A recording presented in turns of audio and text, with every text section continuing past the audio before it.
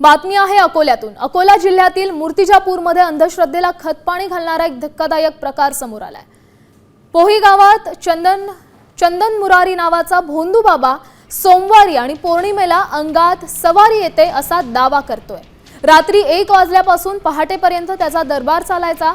अंगात सवारी आल्याचा बनाव करत हा बाबा भक्तांना लिंबू पिळून देणं, धागेदोरे बांधणं आणि तुला मूल होईल अशी आमिष दाखवायचा। विशेष म्हणजे बाबा भक्तांकडून 50 रुपयांची पावती फाडून पैसेही उकळायचा। या भोंदूगिरीला पायबंद घालून बाबावर कडक कारवाई करावी अशी मागणी आता गावकरी करतात।